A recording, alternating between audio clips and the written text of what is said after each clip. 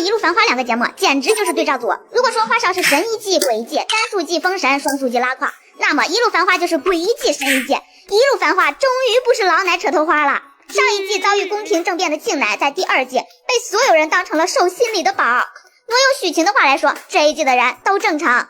传媒勾出一亮，传媒开始爆料。大家好，这里是一大船鱼哇。喜欢看花少的朋友都知道这个梗，每逢单季都好看，双季都拉胯。没想到作为花学继承者的一路繁花也继承了这个特点，只不过两者不同的是，一路繁花是单季拉胯，双季封神。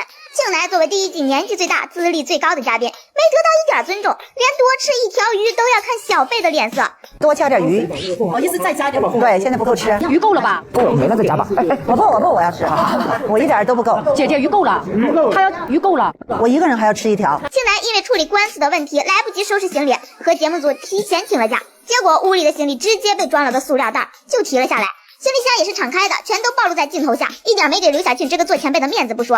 事后李小冉因为迟到这事儿狂骂庆奶1个小时，词儿密道，庆奶想插根真的插不进去，也因此引发了一路繁花一中的名场面宫廷政变。作为领队的庆奶卸任领队一职，因为我觉得我的我是属于完全是玩儿当的领队，不是正式有任何什么有签约。现在我宣布，我完全退出，因为我觉得承载不了，所以推举小冉同学来做这个领队。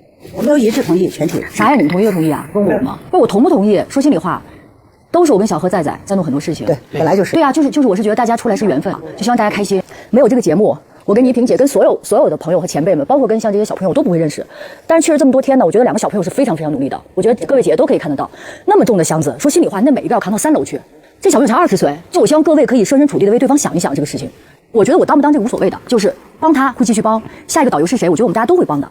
这个头衔就我觉得就是狗屎。究竟当不当嘛？你说了当我不顶狗屎，该我干的不该我干的我也都干了，我也可以啥都不干，每天问一下几点出发吃什么，什么也不管。可以的，其实我认为我们应该其实可以不管，那我就不管了，我真是辞职了。一路繁花第一季开播前，谁能想到庆奶作为一代影后，会在综艺里因为这点事落得如此境地？而第二季就不同了，庆奶终于迎来自己的春天。这季的姐姐个个都是观众心目中的大女主，但没有一个人想搞事儿，也让庆奶得到了上一季没有得到的尊重。同样是吃饭，这季的嘉宾没人调侃庆奶吃得多，反而都纷纷夸赞她能吃是福。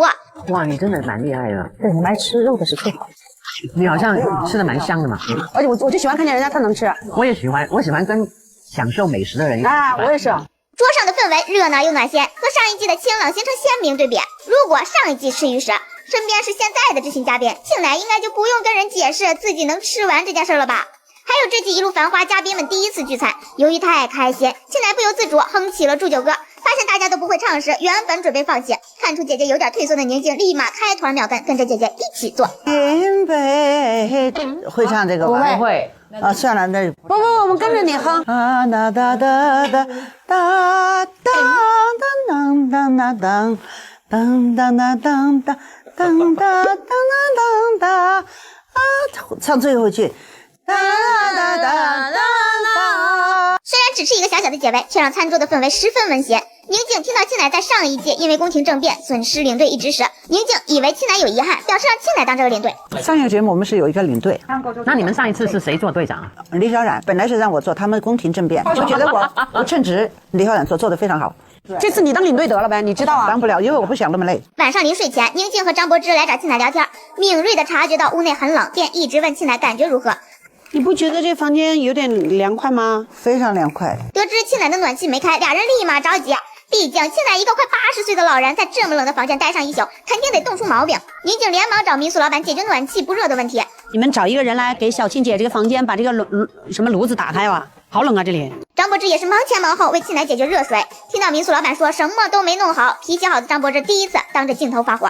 那你起码给我知道我们要自己烧，自己那个姐姐们必须得洗澡热水，太冷了他们。眼见热水和暖气问题迟迟不能解决，连轴转了2天的庆奶害怕休息不好影响明天行程，便提议要去城内找酒店住。这个方案虽然折腾人，但张柏芝和宁静依旧全力满足庆奶的需求，一边让弟弟们联系酒店，一边通知其他姐姐商量换酒店的事情。所有嘉宾没有一个人埋怨庆奶事儿多，反而设身处地的为庆奶着想。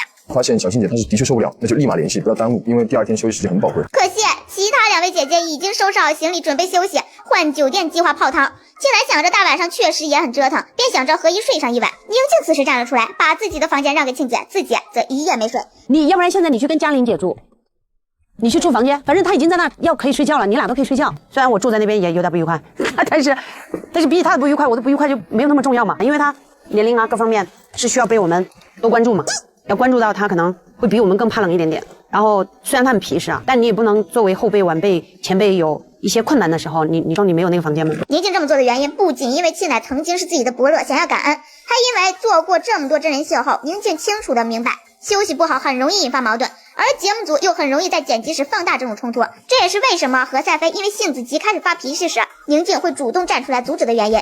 何赛飞和刘嘉玲话虽然不多，但话语中对庆乃也是非常敬畏。想想看，宁静、何赛飞、刘嘉玲、张柏芝，哪一个不是娱乐圈响当当的人物？可他们在庆乃面前都透着一股子尊敬。